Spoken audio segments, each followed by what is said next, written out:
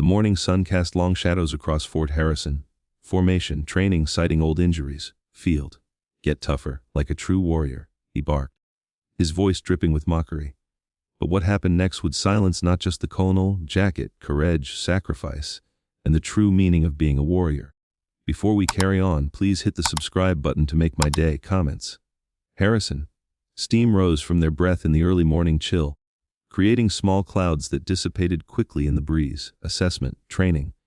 Colonel Marcus Reynolds stood at the front of the formation, his imposing 6'3" frame commanding immediate attention from every person present. His uniform was pressed to perfection, light. At 52 years old, Lee Reynolds had built his career on discipline, order, readiness. His voice when he spoke ones. Listen up, soldiers, Reynolds barked, his voice cutting through the morning air like a blade. Today's assessment will determine your fitness for duty, your readiness for deployment, civilians. There are no excuses, no exceptions, and no shortcuts. Ability, because that's what real soldiers do. Among the sea of uniforms stood Jessica Harper, barely 5'2" and tall and weighing perhaps 120 lb, soaking wet. Her auburn hair was pulled back in the regulation bun, not a strand out of place. Glance.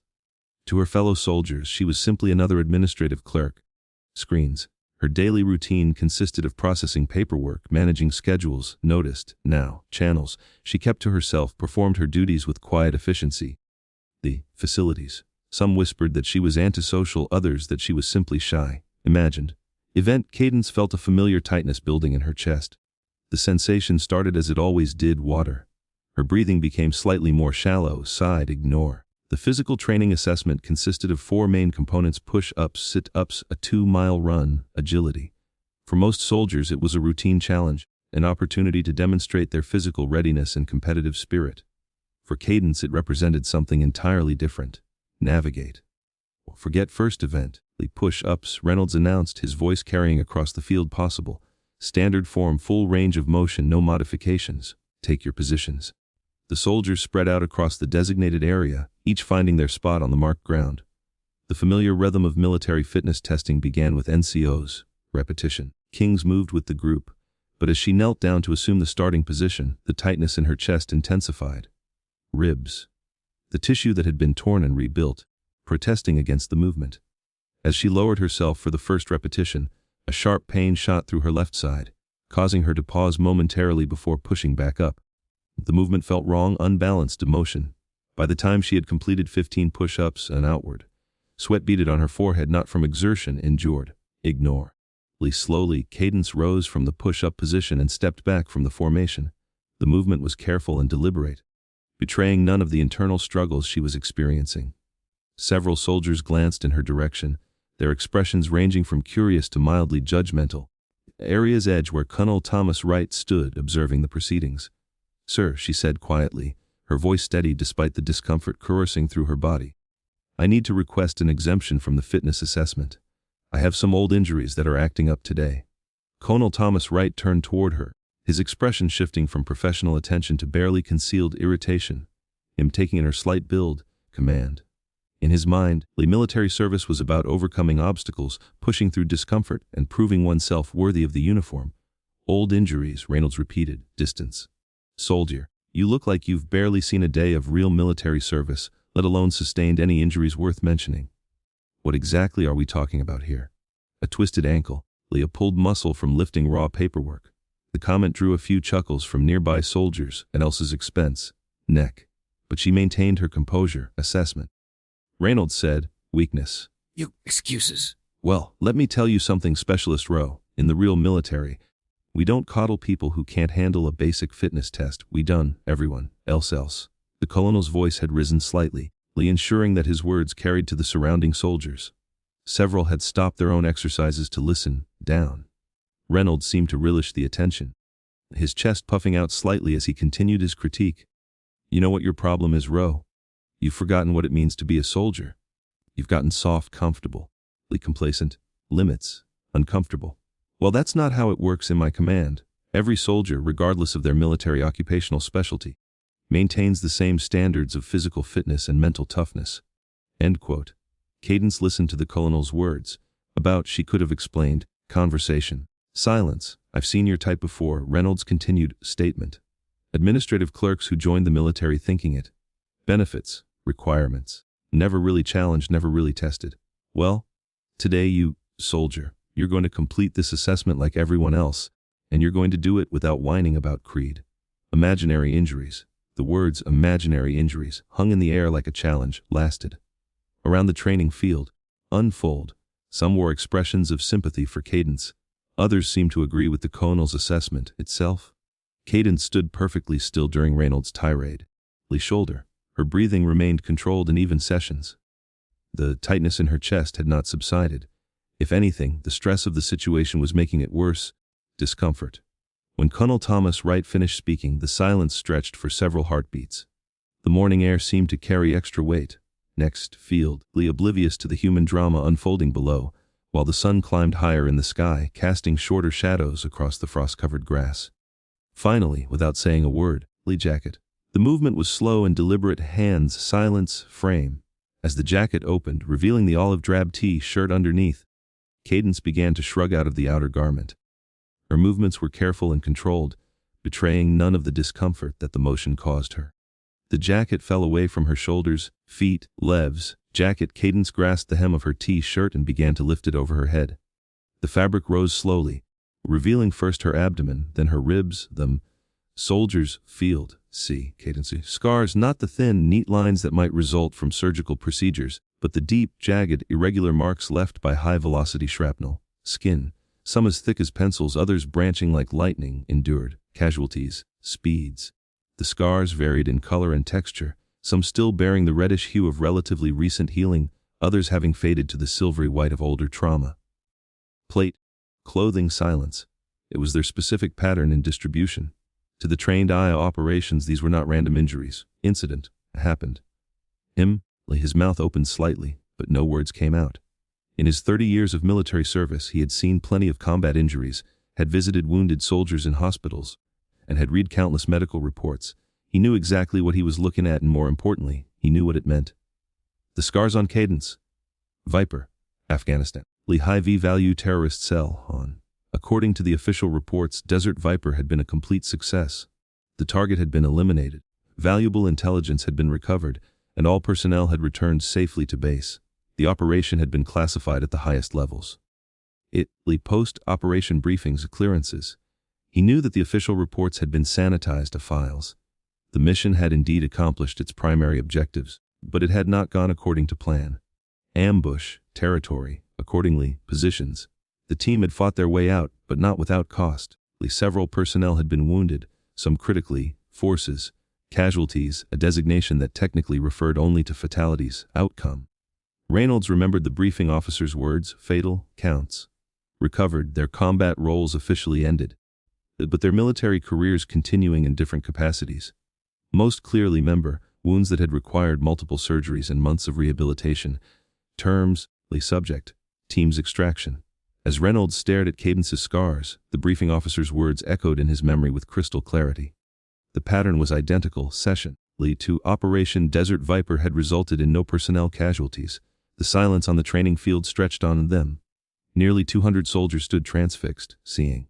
Some of the more experienced personnel, roles, began to recognize the significance of what they were witnessing. The scars were not just evidence of injury. Imagine. Operations Sergeant First Class Maria Rodriguez at 20, Afghanistan felt her throat tighten as she stared at Cadence's back. Rodriguez had seen similar injuries before. Lee had visited wounded comrades in military hospitals. Devices. She knew that wounds like these came with stories. Healed. Water. Meant. Whispered conversations began to emerge from the silence. Imagine. Jesus Christ, someone whispered from the back of the formation, their voice barely audible, but carrying clearly in the still morning air. Those are shrapnel scars. Another voice added. Deployment. How is she even standing up straight? And close. The questions and observations continued to ripple through the crowd, but they were all spoken in hushed tones. Reverence. Morning's events had evaporated completely, replaced by an atmosphere of solemn recognition. Cadence stood motionless throughout the soldiers' reactions. Her to air. The cold was beginning to affect her, goosebumps rising on her pale skin, but she made no move to cover herself. Her expression remained neutral, almost serene. Months. The pain in her left side had not subsided. If anything, the cold air was making it worse, but she had learned long ago to function despite discomfort. The scars themselves were not painful in the traditional sense. occurred, resolved, him, knew. If these were indeed injuries from Operation Desert Viper, if Cadence had been present during that mission's story. Roles, observers. Their real identities and service histories were classified, participated. The more Reynolds considered the implications, judgment. If Cadence was indeed a veteran of classified operations and engagement, leadership, but a potentially serious breach of security protocols. Exposure. Service. By forcing Cadence to reveal her scars' histories, the weight of his mistake began to settle on Reynolds' shoulders like a physical burden. His face had gone pale. Error. Around him occurred officers' behavior. After what felt like an eternity, but was probably only a minute or two, Cadence slowly began to lower her T-shirt back into place. The movement was careful and deliberate, her hands steady despite the cold. As the fabric settled back over her scars, hiding them once again from view, field. The soldiers began to shift and move. Minutes, tension. Conversations resumed, but they were different now, subdued and respectful rather than casual and joking. Sir, Cadence said quietly, her voice carrying clearly in the relative silence. Her tone was calm and professional. Trauma. I'll be returning to my duties now if there's nothing else you need from me. The statement was technically a request for permission. Understood. It was not the voice of a subordinate seeking approval. Endure. Colonel Thomas Wright opened his mouth to respond, but found that words failed him completely.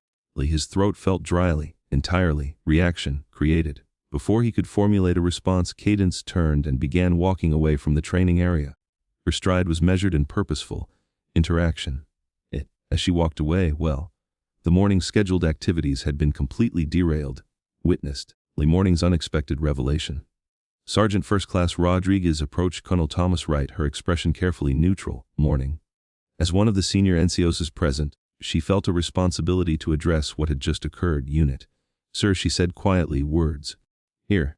Reynolds nodded slowly. Witnessed. He knew that Rodriguez was right, that the morning's events would require careful handling and probably significant documentation. More immediately. Mistake.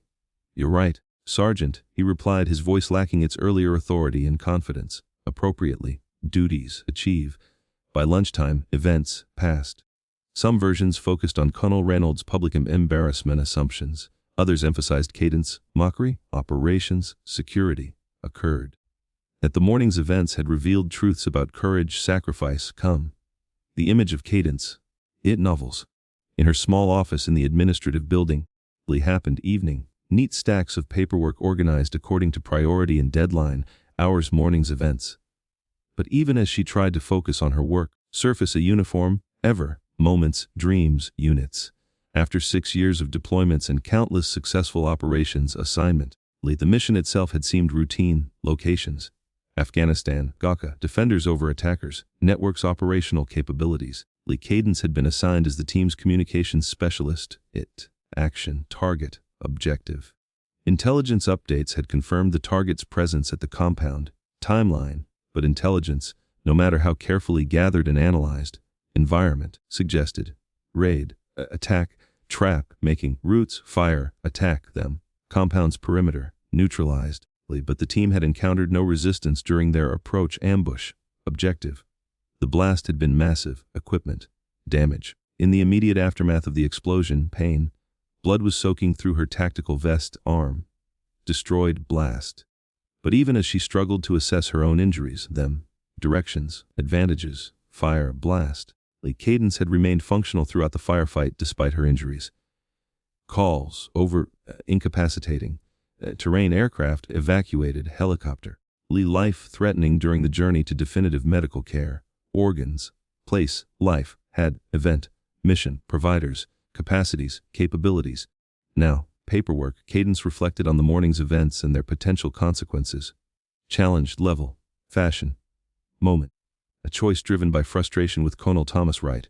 Questions. Spoken. Achieved. Morning's fitness assessment. Beyond. Compromised. There would be reports to write, interviews to conduct, viable. More personally, uncrossed. For months, clerk, personnel. That fiction was now permanently shattered. Soldiers. The soft knock on her office door interrupted her reflections. Doorway. Contrition difficult. Specialist row. He said finally. Interaction. May I come in? I think we need to discuss what happened this morning. Cadence gestured to the chair across from her desk. Confrontation. Of course, sir. Please have a seat. Chair. his movements betraying the discomfort he felt with the situation. For several moments, neither of them spoke. The morning's events and their avocations. I owe you an apology, Reynolds said finally. 1. What I said this morning. Unfair. Liet. Cadence listened to his apology without changing her expression. Them. She had heard apologies before. Consequences, and she had learned to distinguish between the two. I accept your apology, sir, she replied. Interactions, apologies, morning, discussing, end quote. Reynolds nodded slowly, recognizing the truth in her statement. The morning, authorities, information. I've already spoken with my superiors, Reynolds admitted, avoiding. There's going to be an investigation, not into your conduct, but into mine. Backgrounds, fact, negligence. I understand, sir, Cadence replied. Development, circumstances, there's something else. Reynolds continued, his discomfort with the conversation becoming more apparent. Assignment, they're evaluating whether it, Harrison, end quote, scars, backgrounds. Once that cover was blown, protected. I'm prepared for whatever decision they make, Cadence said, and Reynolds could hear the truth in her words. Untenable. Could I ask you something? Reynolds said, his voice taking on a more personal tone.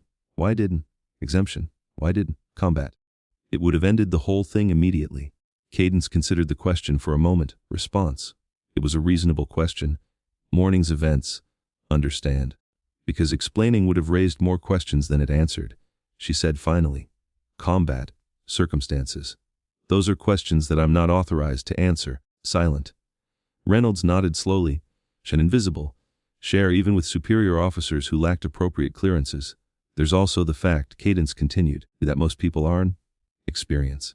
Don't. Serving. Sometimes it don't really want to understand. Door, clothes, situations. He was perhaps 45 years in ball. Layout. Specialist row, Colonel Thomas Wright, the man said. Place. I'm Agent David Chen from the Office of Special Investigations. Lee, I understand we need to discuss this morning's events. Suspected that the morning apparatus breaches. Seriously, Agent Chen, Reynolds said. Lee rising from his chair and extending his hand. I've been expecting someone from your office.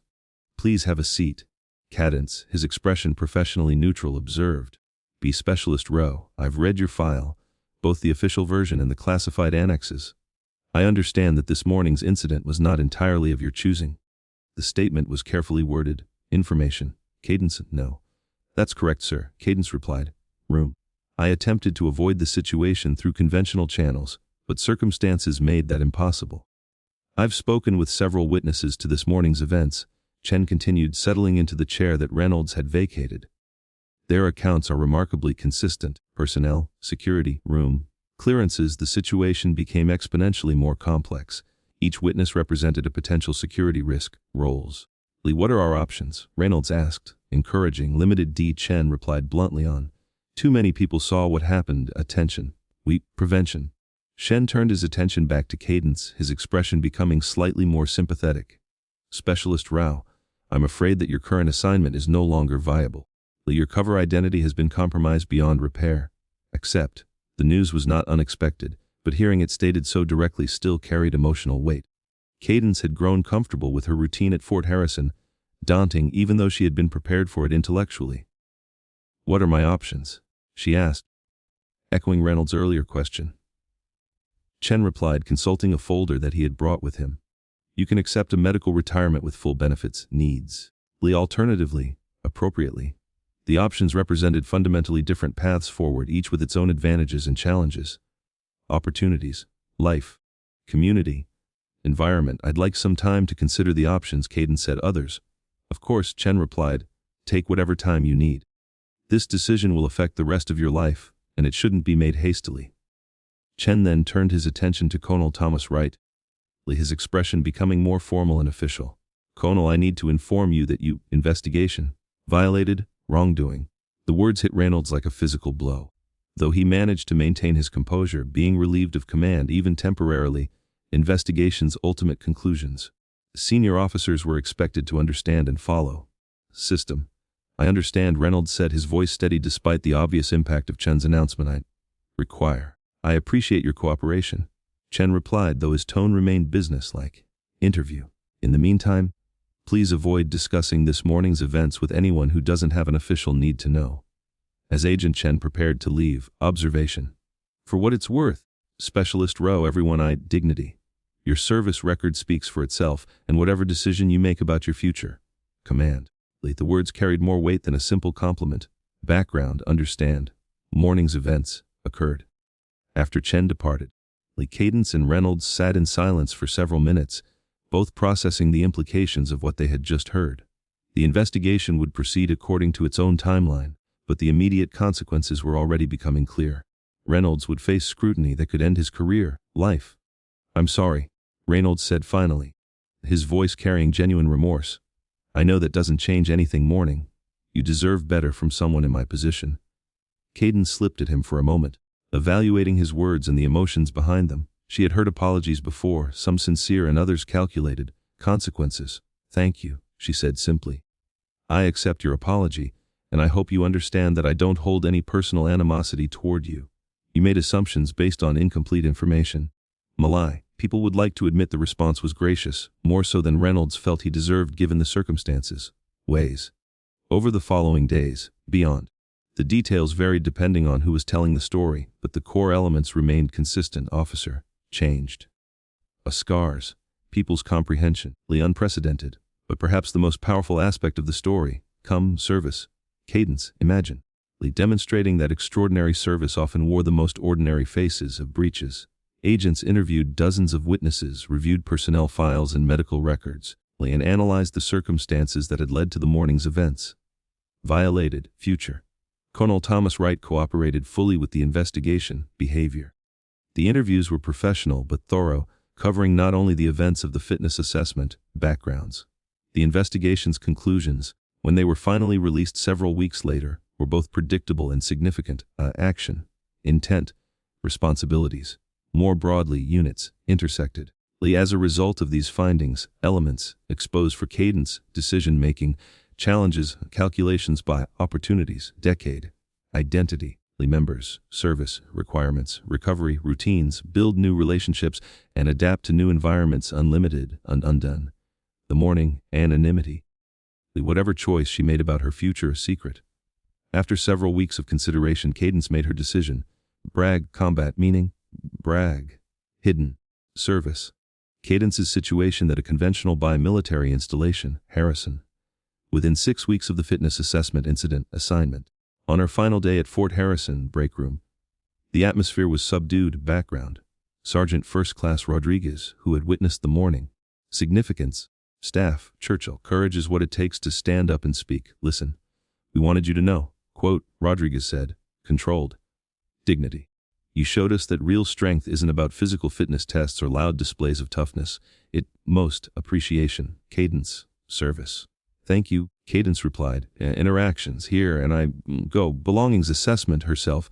Determination. Anticipated. Avoiding. Dignity. Ahead. The drive to Fort Bragg took her through familiar terrain. Career. Experienced. From the mountains of Afghanistan, where her combat service had ended, to the rolling hills of North Carolina, where her new chapter, quote, would begin. Commands. Understood earlier. Attention. Purpose.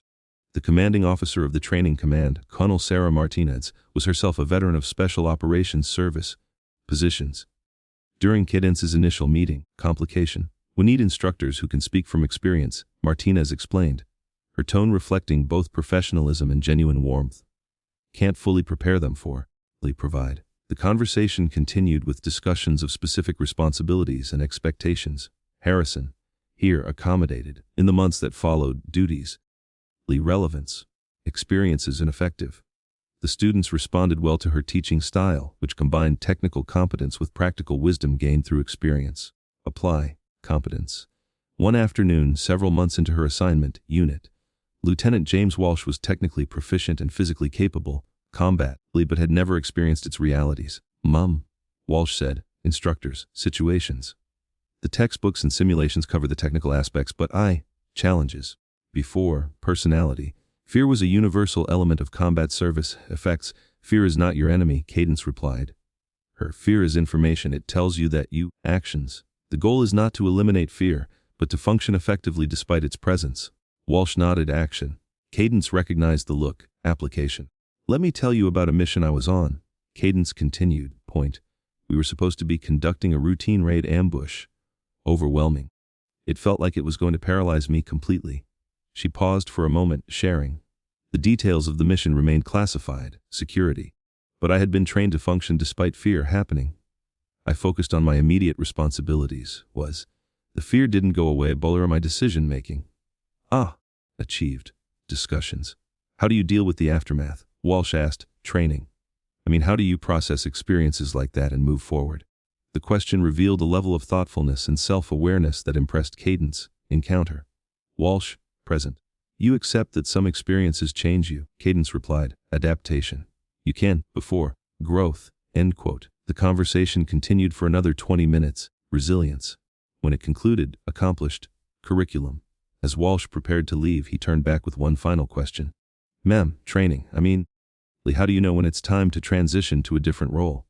The question struck closer to Cadence's personal experience than Walsh probably realized.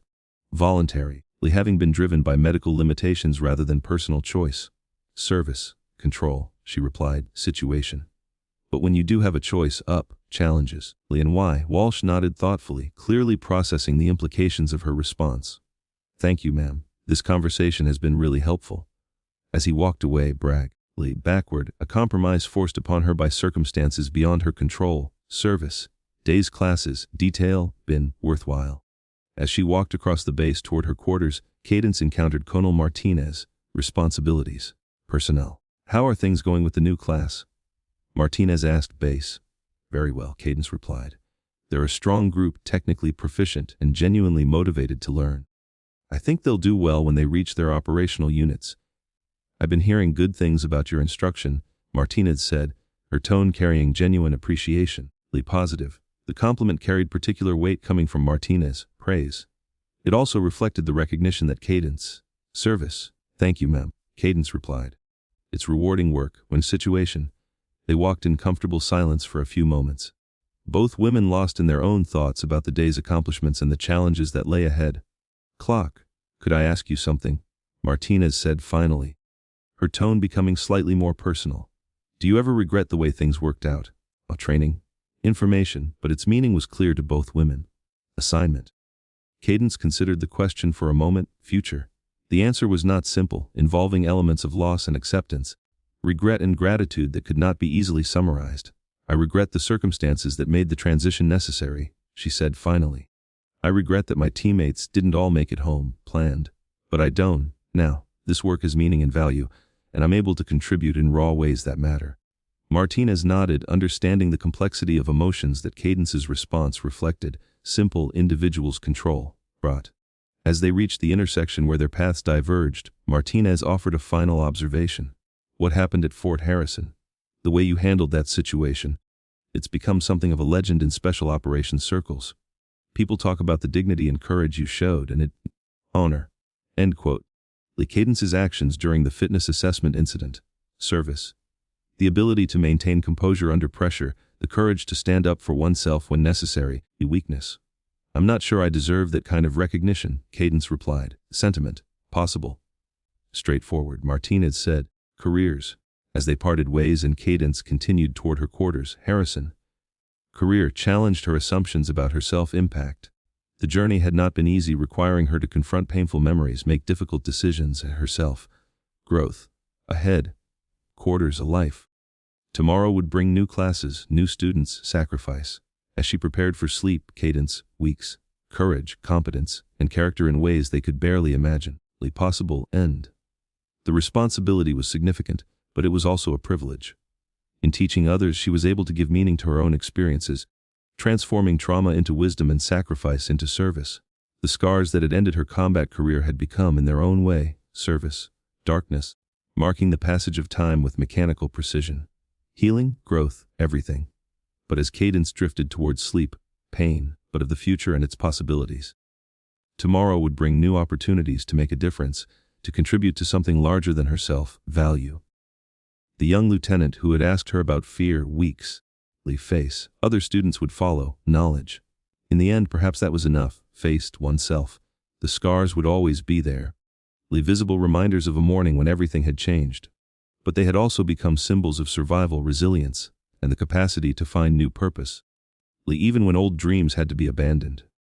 In their own way, they were marks of honor, understand, but that would always define the person who bore them. As sleep finally claimed her, Jessica Harper rested peacefully. The journey had been difficult and the destination unexpected,